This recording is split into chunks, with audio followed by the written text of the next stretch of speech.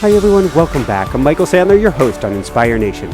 If you've ever felt that you're off track or off path because of where you are, how you're feeling, or because you feel what you're doing isn't good enough or spiritual enough, then do we have the show for you. Today we'll be talking with Chris Grosso, author of the best-selling book, The Indie Spiritualist, a no-bullshit exploration of spirituality, and his latest book, Everything Mind, what I've learned about hard knocks, spiritual awakening, and the mind-blowing truth of it all. And that, in a sense, is what we'll talk about today, how everything is part of our path, the good, the bad, and the really, really ugly. We'll talk about getting through the tough times, finding our way, practicing non-judgment, particularly toward ourselves, righting the ship, and making peace with wherever we're at. That plus we'll talk about punk rock, tattoos, Ron Burgundy, and skateboarding, and what they have to do with anything. So welcome to the show, Chris. Are you ready to shine? I am very much ready to shine. This sounds like my kind of program, so let's jump right into it. Well, woohoo! All right, so if you don't mind jumping right into things, I want to roll back the clock a little bit and take us all the way back to 16, if I could. 16. Wow, yeah, that was... Let's see. 16 was an interesting year for me in that vicinity. I was a senior in high school. I was a skateboarder, still am. Very much into punk rock and hardcore music, still am. I was a very angsty, rebellious kind of teenager. In retrospect, I didn't know exactly what I was rebelling against. You know, some of it I did, but a lot of it I didn't. I was just angsty. And I was also around that age kind of experimenting with drugs or alcohol. I was a bit of a late bloomer, actually, because most of the other kids I went to school with had started around like 14 or so, you know, much younger than me. But I was what was considered straight edge. It was part of this punk rock and hardcore movement, and that just essentially means drug and alcohol free. But I grew tired of that, and so again, I began exploring a bit with, like a lot of other people, with pot and alcohol. But I quickly made my way into hallucinogenics, such as acid and mushrooms, and I really loved that stuff. I remember really liking it a lot, and I was also in bands and touring around. So as you know, the years went on, 16, 17, 18, 19. I'm being exposed in different areas to different drugs, and it's not that it's not to blame the music for that, but it was there, and I was always happy to try out new and different drugs, and of course alcohol was always part of it. And so it was around the age of 19 that I would say I became a full-blown addict. I crossed over that line from abuse, just abusing it, to full-on addiction. If I woke up and I did not have alcohol, for example, I would be shaking. The withdrawals would actually be starting for me, and I didn't actually know what withdrawals were at that point, because even though I was addicted mostly to alcohol, all the drugs were always whatever was available I would take with the alcohol. But alcohol has always been my main drug of choice. But I didn't know I was a full-on alcoholic. Like, I didn't recognize that the tingling sensations and the sweats were actually withdrawal, and I didn't learn about that until 24. So I didn't mean to skip around a lot, but just very briefly, okay. It was from 19 to 24 that I was what you could consider a functioning addict or alcoholic, because I had a job, I was in these bands touring around, recording albums, but it was just a downward spiral, and it got to the point where I couldn't function anymore. And at 24, I entered my first detox, and that was the first time since about 19 years old that I went more than a day or so without putting some kind of chemical or substance into my body. And it was a pretty rough withdrawal that I went through, but I made it through, and then I went into rehab and started to learn about the disease of addiction, and that I have this disease of addiction, and oh my God. And so there's a very small, quick glimpse into it for you. So at 24, you started to get an awareness of things. Yeah. But I apologize. I've read both of your books, and so I may blend the two of them a little bit. Yeah, that's fine, yeah. I think you mentioned, maybe it was in Everything Mind, that while you were in rehab, you weren't in rehab, meaning you hadn't actually made that choice that this was it forever. Or forever is a really loaded dice. It is. Because I've been in numerous rehabs, so I mean, it's not that statement's inaccurate. But after the first rehab, I really thought, I'm like, wow, I got a taste of sobriety. Mm-hmm. My body felt physically good. Like I was like, oh my gosh, I can breathe easier. Right. I'm not waking up sweating. Like it was a really an experience of gratitude for me that I felt a sense of liberation in a way. But what I do write about pretty candidly in both the books is that unfortunately it wasn't the last time that would happen, and I went through this cycle over, I don't know, it was like 8-10 years roughly, where I would get clean for about a year or so, give or take, and inevitably I would end up relapsing. So during those periods of sobriety, I was visiting various spiritual groups and reading different literature from teachers and lineages and traditions, and seeds were being planted, but I was not in a place where I was, I guess, brave enough or just ready to really go into those very painful places within me from the wreckage of my past, all that stuff that was still there. I wasn't ready to really get raw with myself and be with those places and begin to work with them. And inevitably, that was a big factor as to why I would continue to relapse. And it wasn't until I ended up several years later finally going into them that things started to change. Not that they got perfect, but they started to change. I found it fascinating that it sounds like, in a sense, you were going on, I mean, everything in life is a spiritual journey, and that's kind of part of the point. But you really were, in your clean times, you were on one heck of a journey. Yes, absolutely. It really was. Like I said, the seeds were being planted, and I was doing some of the work, both in a more traditional recovery setting with meetings and whatnot, and then I would explore outside of that with the various meditation groups, and I did take that stuff seriously. It's not that I wasn't. It's just that I would always get to a point. Part of the tough thing for me is that I'm introverted, and which is weird because I'll go and do these workshops or speak at conferences. I've got to stop you and tell you thank you then for being on the show. Well, yeah, no, it's weird. I've talked to my wife about it. It's like when I need to, I can turn it on and I can do interviews and this stuff. I think I can do that because it's my passion of trying to help other people and be of service. Mm-hmm. But after I do those sorts of things, I need like me time. I need to kind of, I get it. Just hide out a little bit. And I'm the kind of guy where Friday and Saturday nights, like my wife is a little introverted too, so it works out well, but we'll be home usually. I mean, we'll go out once in a while, but we're usually home reading books and, we're not out living the life. But that actually affected me in a negative sense in my recovery, because I would get to a place where I wouldn't push myself to get out of my comfort zone and continue calling people or staying in touch with people, and which is very important for people in recovery, and not just in recovery, in life in general, to have friends and people you can lean on for support.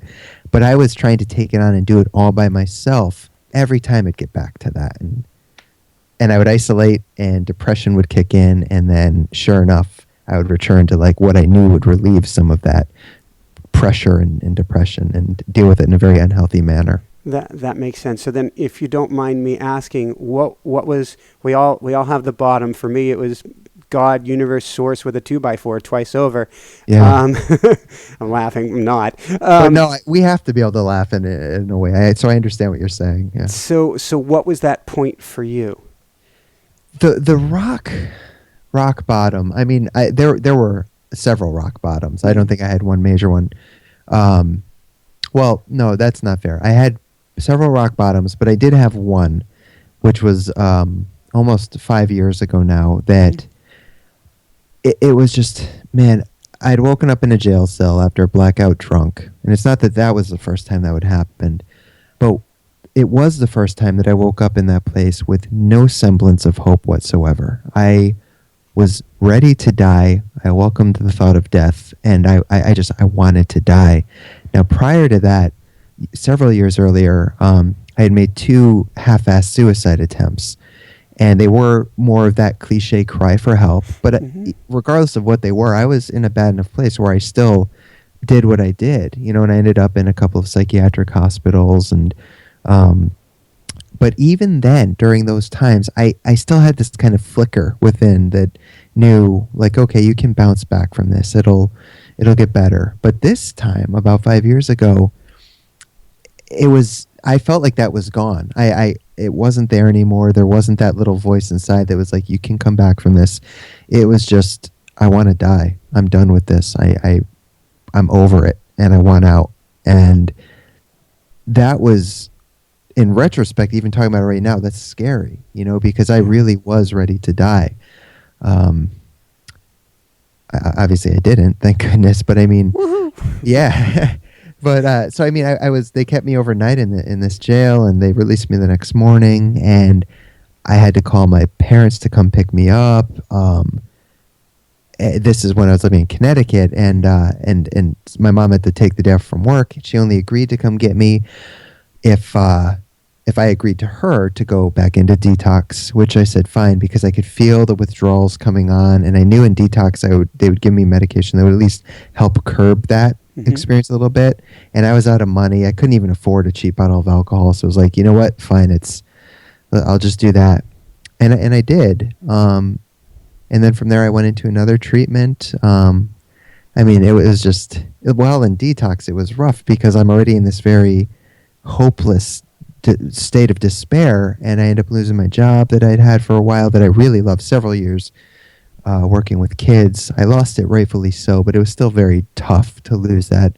I missed my brother's wedding where I was supposed to be the best man. It was just like one thing after another on top of this already just state of hopelessness. And so I had a 2-day window between going from Connecticut actually to New Jersey, where you are. I know we're speaking to you there, and I was going to a treatment there, a facility there. They just wanted to get me out of the state, and I was like, fine.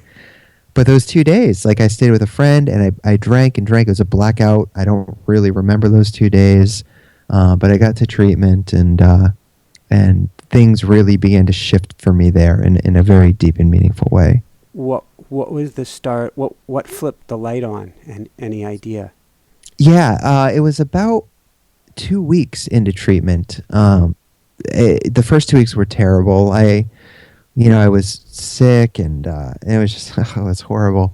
But it was about 2 weeks into it that one of the clinical directors, they meet with all of the clients eventually when they come in. Sometimes it takes a few weeks. And I had a meeting with him, and he noticed a medicine Buddha tattoo that I have on my leg. Sweet. Yeah, and he was interested in Buddhism too. And so that sparked a conversation about just various Buddhist writers and ideas and teachings. And he asked me if I knew or was familiar with this writer named Jarvis J. Masters, who I was. I hadn't read his stuff, but I had heard of him because Pema Chodron, who I'm a big fan of, she often references him and some of her Dharma talks. And he's the gentleman who's incarcerated. That's correct, yes, yeah. So this clinical director the next day brought in a book called Finding Freedom for me, and that's what rekindled that spark, that hope. I read this book very quickly, and it just resonated so deeply with me because here's this guy, on death row in just a terrible situation. And he went in, he wasn't a Buddhist when he went in. He didn't find Buddhism until several years in there. But so this guy living on death row, obviously much worse than a place I was at in rehab, not only could survive there, but learn to be of service to his fellow inmates and the guards. And he took his Bodhisattva vows and was and is an instrument of compassion there. So that just kind of like smacked me in the face. It's like, it's pot, like, it still took work because I was really depressed and justifiably so in a lot of ways, but it just helped put into perspective that things weren't as bad as mentally I was playing them out to be. So I vowed to pick myself up and get back up and get back out, and that was what really started that transition for me. But I also knew from previous experience that if I was going to do this, I needed to go all the way with it. And it's not that I walked out of rehab and was like healed, because it's still an ongoing journey, but I have sincerely dedicated myself to this path and going in and working with these raw, horrible things. And so that is what started to change it for me. So when you got out, were you on fire for change at that point, or were you kind of limping along but committed? I was limping along. I had the fire in my heart, but physically and mentally, I was still kind of, I was still wounded, and still in ways I am wounded. 5 years later, there's some really deep-rooted stuff that I'm not even aware of. It's on an unconscious level still at this point, and it comes up, and it's like, whoa, like where did that come from? Or my God, I totally forgot about that. But that's what I've been learning to do, over these 5 years, is learning how to show up for these things when they come up, or not just what's in there, but life on any given day, because life is still very difficult.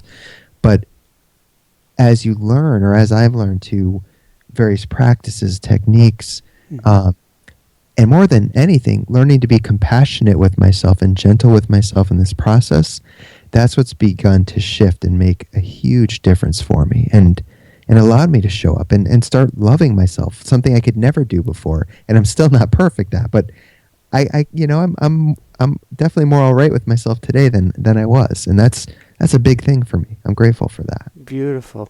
We have a show coming out. I'm not sure if it's a few days or a week from now. Probably when people are listening to this, it's already come out, talking about self-talk. And maybe it's a good place to go right now, because I know that's something that I battled for years, and I have a friend, a very dear friend, and she committed suicide, and I'm convinced it was because of her self-talk and letting it get out of control. And I've wondered what you've done. What has your practice been to watch the crap going down in the mind, and be able to be with that and figure out what to do with it? Yeah, because that's a big one for me, and it still comes up. It's just I don't think anyone has to be in recovery or have struggled with drugs or alcohol to deal with that. Obviously, like you said, your friend, and I'm sorry to hear that she took her life. And I bring that up because it's something that I've faced for many years, and sure. And I'd like to say that I'm great, I'm perfect, but those demons still come out to play. Yes, and I could be doing everything right, perfect day, perfect guess, get these emails from people, everything's going great, and then all of a sudden, you're a loser. What? Yeah. And let me point out the reasons that you are such a loser. And I go, what? Yes, and I will point them out and in great detail as I'm pointing them out. Absolutely. It resonates deeply still to this day. I mean, talk about vulnerability and dealing with self-talk, like, as you've written a book, putting a book out into the world, and then no matter how good it does, there's always people doing much better, and there's a door like, oh, you're not doing good enough. You didn't write a good enough book. Comparisons, ratings, absolutely. Always, yeah. You didn't make the New York Times bestseller list, or God forbid someone leave you a negative review on Amazon. There could be 100 positive ones, but if there's one negative, that's right where I'm going, and I'm going to focus on that. So, something that's helped me tremendously, it's made a world of difference, is a very quick practice I can share with you and your listeners and your audience. It's inspired by the Zen Buddhist monk teacher Thich Nhat Hanh, a wonderful, inspiring being. And I was listening to one of his Dharma talks when I was driving several years ago, and he said something to the effect of holding your anger the same way a mother would a newborn baby. And that's not verbatim, but it was something like that. And I just remember like a little bell went off. It was like, ding. It's like, wow, that's profound. Not that I have anger issues, but I kind of related that just to emotions, like holding your emotions. And that stuck with me the next several weeks. And so when I would find myself having, whether it was self-talk or the emotions come up as a result, it started out simply as just trying to be more compassionate towards them, because what I used to do is judge myself for having these judging thoughts. Talk about that cycle. It was like, oh, great, and when you're trying to be spiritual, but you're still having these thoughts, and you're new on the path, and it, or not even new. Some people are in there for a while, and it can be very tricky to. We'll add one thing to it. Yeah. Judging yourself, not just for judging yourself, but for the action you took based on judging yourself, and now you're judging yourself for that action, going, I'm supposed to be better than this. Yes. And where does it end? It's just on and on it goes. It's terrible. So it started out with cultivating even just a little bit of compassion towards myself when that came up. Mm-hmm. But then I really started to go get into imagery with this practice. And so what I do today, and what I've done for several years now, is when I have things come up, and this can be for little or big stuff, but what I will do, because our natural tendency is to start to push that stuff away. We don't want to feel it or deal with it, so we'll turn the TV on, or I would turn to drugs or alcohol, or we'll eat something, or whatever the case may be, any means of aversion to get us out of that. But I've been working with this practice that kind of flips the tables on that. And so what I do is, when I become aware of these kinds of things, and when I'm in a situation where I can do it, what I will do is actually sit with it. I will close my eyes, and I will allow whatever this negative self-talk is happening to happen without trying to fight against it. Also not feeding into it, because we can do that and be like, oh yeah, you really are horrible. No. Or right. Are you breathing? Are you doing anything with your breath to kind of keep things chill? So if you're gonna do this practice formally, yes, you can sit down and start with 2 or 3 just conscious breaths. You can close. I find doing this practice with my eyes closed helps, because it just cuts off the external sensory distractions, and you just really are able to do it. But this practice is actually one that I find works best in real time when things come up. So it's not like where you go to sit and meditate, and you have a kind of a designated time for that. You can do this practice in that way, but again, I just find it works best when things come up. So if you're doing it more formally, sure, take a couple of deep breaths just to anchor yourself into it. Or if you're just doing it in real time as something is coming up for you, you can. Mm-hmm. I personally don't, but this is a kind of practice. Take it and tailor it however works for you. So what I do is, I'll close my eyes. I will allow the self-talk to talk until it needs to talk itself out. Usually it's just a minute or 2, but I allow it to do it. And I want to pause you for one quick sec, because that's fascinating. Yeah. Because most practices are going to try to nip it in the bud, or going to try to stop it. Right. And you're saying, I'm not going to add any fuel to it, but you get out what you need to get out there. Exactly. I let it run its course. And I see the value in practices that nip it in the bud. So I'm not trying to negate those. And I use certain practices like that as well. But I found for this one, for me, it's stuff that's coming up and coming out. And so, again, just for me at least, if I don't allow it to release itself, I can nip it, but it's still kind of there. It's like you didn't get the root. Exactly. That's exactly right.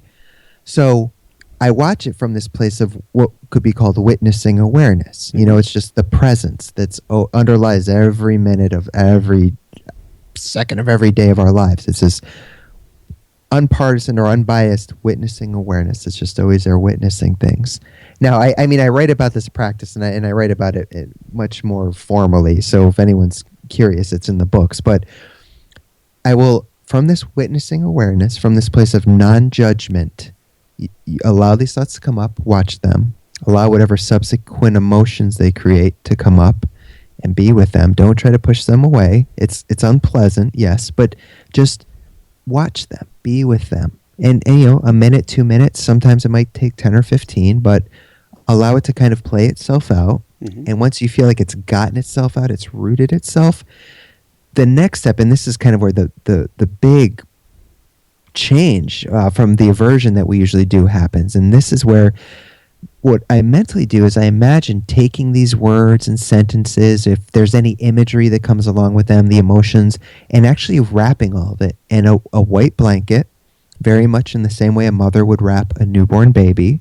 And then I mentally imagine myself holding it the same way a mother would. I've taught this practice for years, and some people actually like to put their hands up in the position where they would, and that's fine. Again, do what works for you. I personally don't, but that some people really find that helps, and that's wonderful. Other people have said that when they do that, even if it's just mentally imagining it, it feels too personal. The hurt is too great. So my recommendation, if that's the case, is to still wrap it in a white blanket, but put it in a baby carriage. Just mentally imagining it, and put your hand on the carriage and rock it back and forth. So what we're doing is we're tending to these painful thoughts and emotions. We are opening our hearts to them instead of pushing them away, instead of turning the TV on, whatever. We're acknowledging their presence. We're not pushing them back down. We're allowing them to come up. We are showing them compassion. And then the final step is once you're really there and your heart is open to them and you're feeling them, I recommend people say something mentally to them, or you can say it out loud if you want. I do it mentally, but something to the effect of, and just use your intuition and go with whatever feels right for you, but something to the effect of letting them know that you're aware that they're there. Your heart is open to them. You're sorry that they're feeling the way that you're feeling, that they're feeling, and you're sorry that they have felt unheard, unnoticed, but in this moment, you are there with them to hear them and be with them, to love them and to honor them, to be there compassionately with them. And that's it. And then you sit there and you really honor what you said. And usually a minute or so goes by. And my experience from there is often the blanket in my mind that I'm holding kind of falls in on itself because these things release themselves. Wow. And that's the practice. It's that simple. Now, that was beautiful.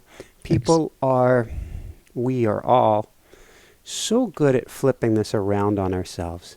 So I'm listening to this beautiful practice, and I'm hearing people, kind of listeners, who may be saying, I want to do that practice, but either I forgot to do it, I screwed it up, I didn't do it this time, and then they're judging themselves about the practice. Do you have something that you use to help yourself, and maybe it is this practice, with the judging the judger?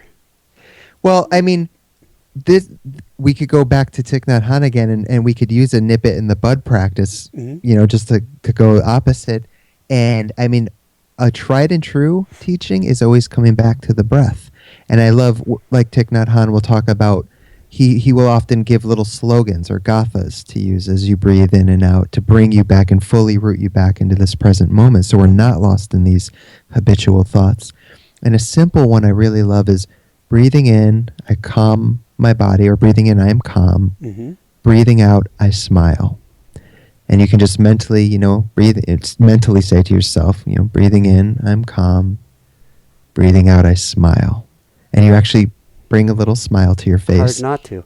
And then in a way, and so essentially what you are doing is you start to smile at this negative self-talk. So you're not only bringing yourself back into the present moment, but you're smiling at it instead of, again, pushing it away. It's like, I see you're there. I recognize you. But, I'm going to smile at you instead of beat myself up. And then you just stick with the breath, and then it nips it in the bud, and you're back in the present moment. Ta-da. What is loving kindness to you? It's a tattoo I have on my hands. Let's hold that up for all the YouTubers out there. It is, yeah. Awesome. So you've got loving, and what is that? Is it a fruit behind it? What's behind loving? Oh no, that's a weird colored. Heart? Yeah, it's a bleeding heart, sacred heart. Okay. I just want to go with different colors, and then on the other hand is Lotus, of course, and I love the quote that you use in there about mud. Oh yes, no mud, no lotus. We should just subtitle this one the Thich Nhat Hanh hour, because that's taken from Thich Nhat. He's obviously a very dear teacher to me. But yeah, no mud, no lotus. Our best selves can, if we work with this material, grow from the most difficult times in our lives. And for me, in order to do that, a big part of it was learning to be more loving and kind towards myself. So then I could be more loving and kind towards other people. You can be loving and kind and compassionate towards others, but if you're not showing that to yourself, what good is it? And it's also, I found, if I'm not exemplifying it towards myself, then I can do it towards others, but only when I'm in an okay state. And that okay state will depend on often external circumstances instead of a sincere rootedness in loving kindness and compassion. I'm not always rooted in that place, but more often than not I am today, and it does allow me to show up in the world and really come from a place of loving kindness. Do the tattoos on your hand, are those good reminders for you? Oh yeah, they're big time. That, and they're also... They're cool. They're colorful. For those who can't see it, they're cool. Well, thank you. They're nice conversation starters too. I mean, that's not why I got them, but they are big reminders, because learning to cultivate a sense of loving kindness towards myself has been probably the great challenge of my life, and one that, again, I still work on, but it has gotten much better, and that's important, because I used to live in such a way where I couldn't even have a mirror in my apartment. I would have one little mirror in the bathroom, but without that, I couldn't stand to see my reflection. It's something that I've told the guests who've probably heard this, or the audience has heard this probably a few times before. When I was starting a practice of loving myself many years ago, it twice ended very badly. I guess goodly, if that's a word, in the long run. But the first time I did it in the bathroom. And my joke is that I redecorated the bathroom, fill in the blanks. The mirror was no more. And then the next time I tried it, which was, I don't know, a year or two later, I had a beautiful microwave that was a gift from my father. And first, the microwave took out the bathroom mirror. And then it was amazing. That microwave was so strong. It was then in the kitchen floor, and I had to re-linoleum the kitchen floor, which is actually a beautiful loving kindness healing experience for me, because my place got better, and I learned this wasn't where I was planning to go with it, but I found that if I took care of my environment when I wasn't feeling well with myself, my nervous system calmed down and I felt better about myself. That's, and one of the great teachings also about when we get into a place of depression or just feeling bad about ourselves, a guaranteed way to take ourselves out of that is do something for someone else. Mm-hmm. So I know that's not what you just said, but it made me think of that. Like, you're tending to something, yes, beautifying, caring for something outside of yourself, and that's making you feel better. And that's the same, when you're able to be of service. And that doesn't mean you have to go volunteer all your time in a soup kitchen, which that's a great thing to do too. But, if you're not feeling good and you're out and about at the grocery store, hold the door for someone, smile at someone, just simply smile. Like, these little things are still acts of service. You're doing something to potentially help someone or brighten someone else's day. And it's going to make you feel better. There's no way it can't, It's a crazy question, but I see a bunch of plants behind you. Yes. I wish anytime I do interviews, people are always commenting on the plants. And I joke with my wife that I'm going to take credit for them, but I can't. That's all her lovely doing. My wife has a very wonderful green thumb. So I luckily, it's a perfect backdrop for me. So, yeah. You mentioned the medicine Buddha, and there was something you did with, if you don't mind me asking, your basset hound, Abbey. No, I don't mind asking. That was, we had to put her to sleep a few years ago. Very sad. This was a dog I'd had for, I think, like 13 years with my family. And, man, she was family. She wasn't a dog. Any dog owners out there know that, or pet owners. Yeah. But yeah, I'd taken my Bodhisattva vows several years ago, maybe almost 10 years ago. And that is for people who don't know what that is? So I took it during a ceremony. Essentially what it is, you vow to reach a place of enlightenment so that you can help all other sentient beings also reach that place of awakening, enlightenment, whatever one cares to call it. Mm-hmm. And that you will take as many rebirths as necessary, putting off your full attainment of enlightenment until every other person has fully awakened, literally everyone. So it's a pretty big Small commitment, Yeah, right. One or two eternities. Right, exactly. At the time, and it's not that that vow does not mean anything to me today, because it still certainly does. But it is a big undertaking. But I took that vow, or I made those vows during a medicine Buddha ceremony with an incredible Rinpoche, and this was in Middletown, Connecticut, and he was actually the abbot of the Dalai Lama's monastery over in Dharamsala, and then the one in Ithaca, New York that he opened. And, he was just a very esteemed, and still is, he's still alive, esteemed teacher. And I was very fortunate to study at his center for a while. And so he was doing this medicine Buddha transmission that he had received directly from the Dalai Lama, and in that we took our Bodhisattva vows. And so anyways, I share that because fast forward a number of years, and our Basset Hound, she's very ill, and it looks like it's going to be her last day, and she's very labored breath. She couldn't get up and walk, and I was sitting there, and it was just a terrible experience, very emotional, and this medicine Buddha mantra came to mind, and I hadn't been working with it much in quite a while, actually, and I started working with it again.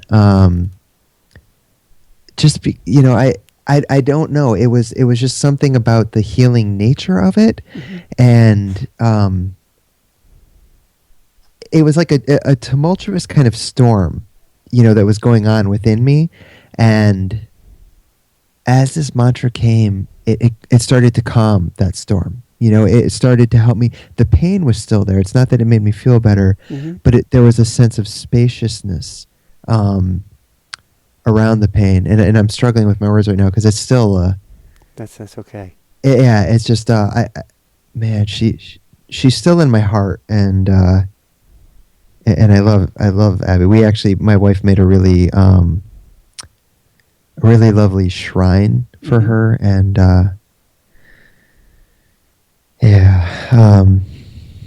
so anyways, it's okay. I have the ashes of Pumpkin and Sour. Pumpkin was a 17-year-old coyote who was with us through thick and thin, and Sour was my service dog for 16 years. Yeah. And they're both in the room behind me. I get it. Yeah. Yes. So well, that's lovely, and they have her ashes, and it was difficult because just 2 years prior to that, we had lost our other dog, and I've lost a number of dogs throughout my life. Just they get old, and one of them was hit by a car. But anyways, that was just a really rough one.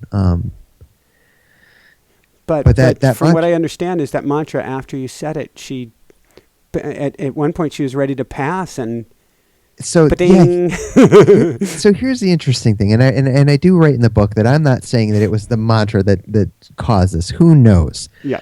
But so we took her, and I had to call my mom at work, and she came home early, and we brought her into the vet, and we brought her in, and I had to carry her in because she couldn't walk, and we're waiting for the vet to come in this room, and as we're sitting there, the vet comes in, and she ends up standing up and walking around like she was healthy. And we're looking at it. My mom and I look at each other. It was like Twilight Zone, like X-Files weird. And the vet's like, they didn't know what was going on either. So they took her to get some x-rays, and it didn't show any abnormalities. So we brought her home, and she was fine. So for the next 6 months, she was very healthy and as normal as could be in her old age. But then unfortunately, it was roughly, I think, 6 to 8 months after that, again, kind of a similar thing happened. And we brought her, yes, we did bring her in. And that time they did have to put her to sleep. But, those 6 months were a gift that I got to have them. It wasn't that I took time for granted prior to that. Every morning I would go downstairs and see her, and I would spend a few minutes petting her, but it was just a little extra meaningful after that experience. And but so the mantra, the interesting thing is it's said that even if someone hears this mantra, even once, that they're going to have a good rebirth. Now, who knows how true or not that is, but so as I was saying it mentally, it started to calm that, that kind of sea of the tumultuousness, if that's the right word. Anyways, the upheaval of emotions I was experiencing. But then I started to quietly whisper it with her, and it's the mantra, anyway, it's Teata Om Bekenze Bekenze Maha Bekenze Radza Samugati Soha. And so hopefully now anyone who's heard can we it, can you do that a little slower? Yes, sorry. Yeah. Om Bekenze Maha Bekenze Radza Samugati Soha. So, I mean, that's the mantra, and now hopefully any of your listeners will have a wonderful rebirth simply because they've heard it once. Again, I don't, there's a lot of lovely sentiments that come with mantras and things of that nature. I don't know, but in that moment, I do believe it came to me for a reason, and I don't think it was just to help me be more present, but I think, it was to whisper it to her, and yeah, so. Beautiful. What does everything mind mean, and why did you write this book? Yeah, I actually didn't have the title as even when the book was done. I had a few working titles, but I ended up going with Everything Mind because really that's what the book is about. Everything is part of our spiritual path. Everything.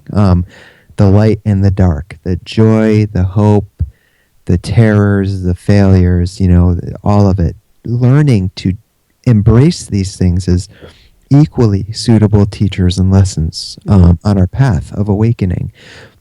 And the good and the bad. And I mean, that's everything from when we're sitting formally in meditation or at a yoga studio practicing or at a church or a temple or whatever, might be your path. But just as much there as it is when we leave these settings and we're at work or we're at a concert or skateboarding or running or whatever the case may be.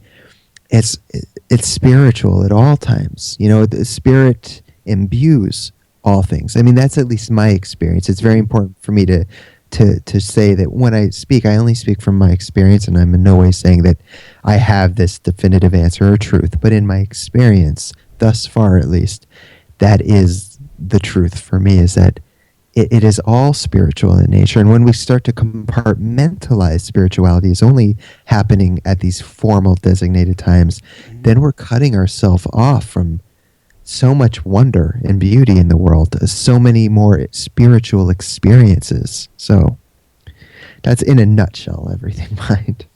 I like it. And from, I think it closes off an awareness, maybe you would agree, that everyone is, we're all one. Oh, yeah, absolutely. I was actually just writing about that the other day, and it's a really beautiful sentiment, but the trick is, let's have that experience of oneness, and it's not even that it's about experience on the path, but experience is wonderful because it gives us that glimpse of what is really happening underneath. That's what I love about in Buddhism. This old philosopher Nagarjuna talks about the two truths.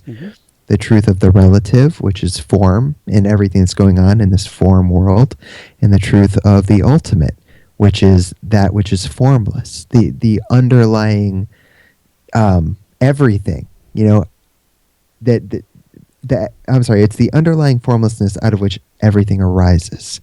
So, and that's not just to say Buddhism teaches that, because I think any mystic from any of the great wisdom traditions will talk about both the form and the formless in their own language. And in that place of oneness, of unity, we can experience, this ultimate reality, our honest interconnectivity with all beings and all things, both on the relative and the formless. It's a really, it's a beautiful teaching, and one that's been important to me, especially because then that helps to understand the teachings of no self.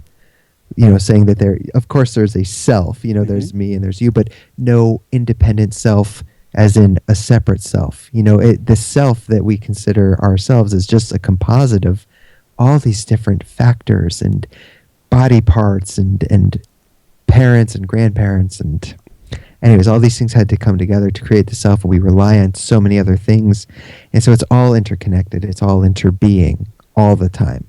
Beautiful. Can you share, or at least give us a glimpse of what the takeaway was from what you were writing? I was actually I'm taking some classes right now, so I was writing about it for an assignment. But that the takeaway was what I was saying. Actually having the experience, having that direct connection with that oneness in a very intimate and personal way. So it's not just conjecture or a hypothesis, but a very real experience. And even the word experience doesn't justify it, because when you're in that place, it's not a subjective, objective thing that's happening. It's literally a oneness, a really beautiful perfection. It's one of those things you can't really put words to it. Any words of the English language, I find, would fail miserably.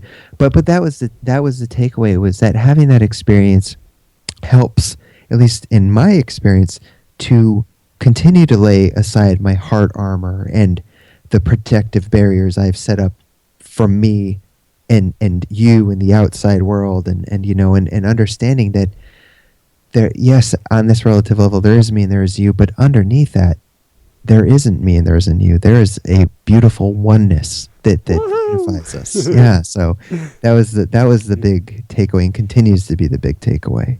Well, we'll work to kind of wrap things up here, and then I hope you can lead us in a meditation. Before, I've got a few wrap-up questions. Yeah. For that, I've got one I feel called to ask for parents out there. Usually I like to end on this real upbeat note, so we'll ask a couple more questions after this. Sure. This question isn't so maybe upbeat, but I feel really important. I feel called to ask, what words of wisdom would you share with parents who have a child going through what you went through? Yeah, my answer is definitely not an upbeat answer, so I'm glad we'll have at least one more question.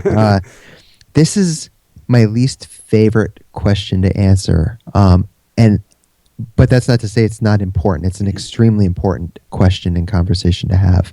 It's my least favorite question to answer or talk about, because there unfortunately isn't a beautiful answer, a magical thing that's going to fix everything for family members.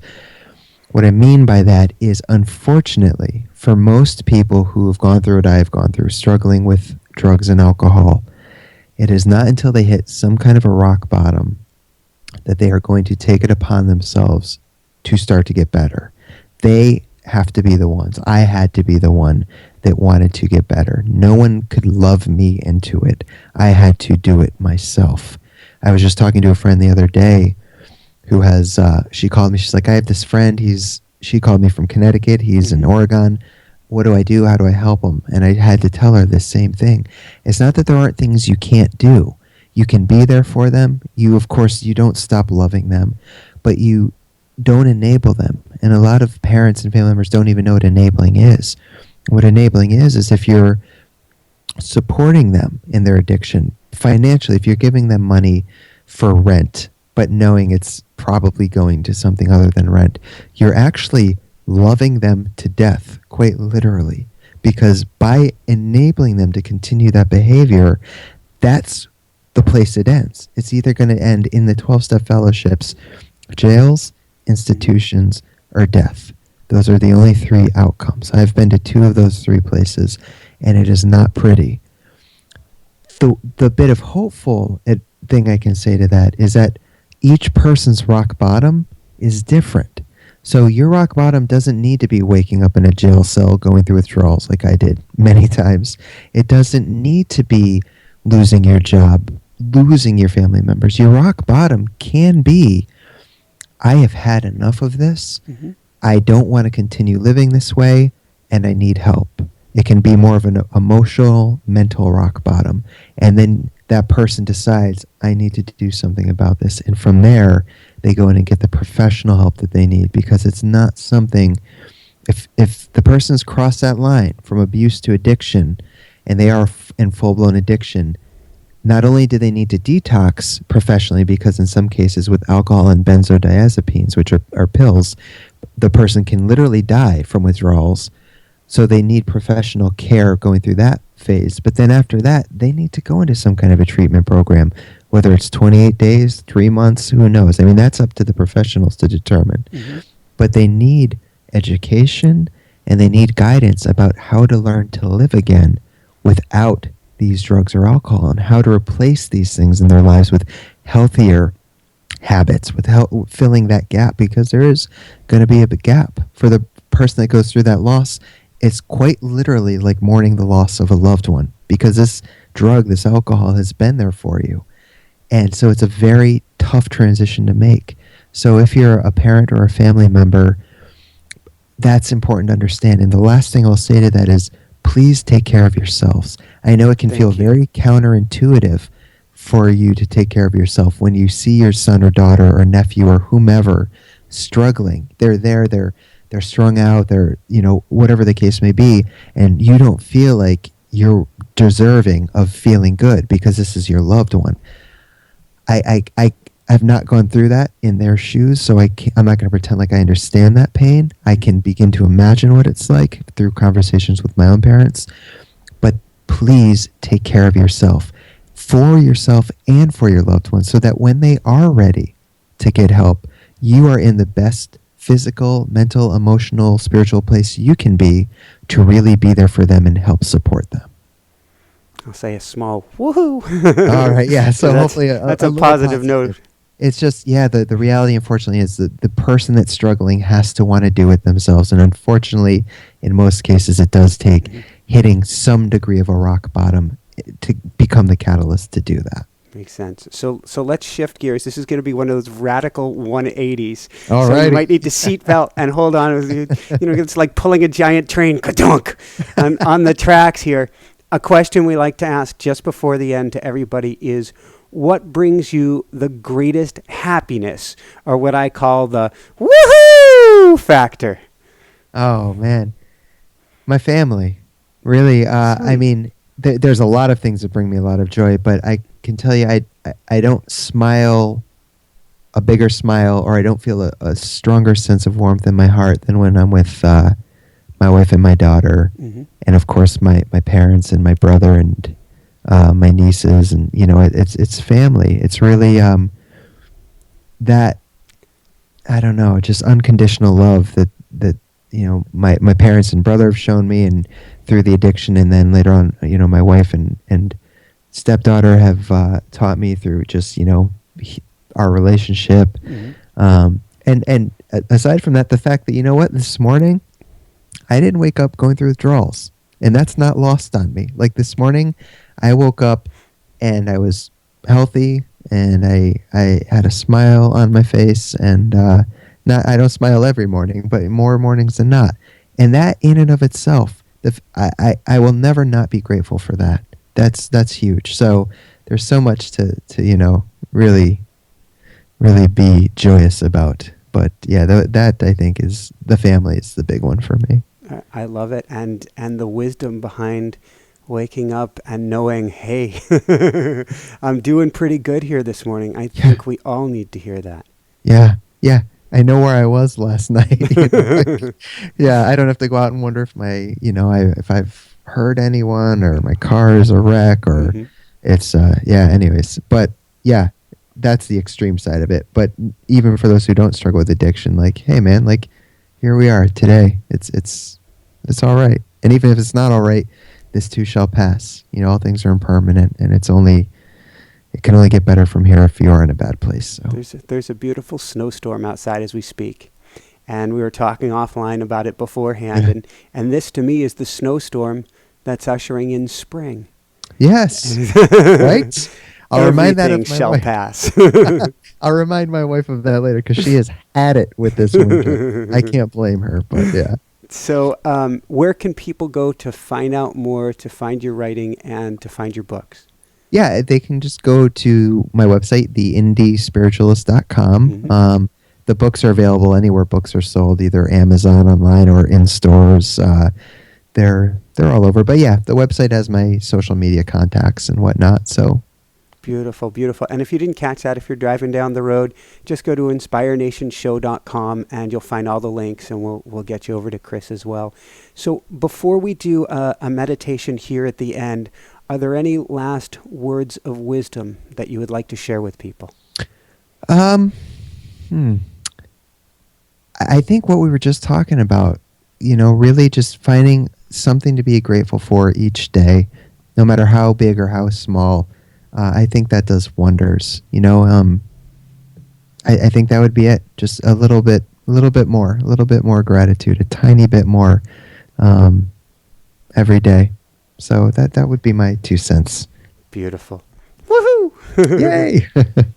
Well, thank you so much for being on the show, and thank you. Sending lots of love and kindness and warmth your way. My pleasure. Thank you. Thanks, Michael. So, for everyone out there, this is Michael Sandler saying, be well, have fun, bring loving kindness into your life and into the lives of those around you, and shine bright.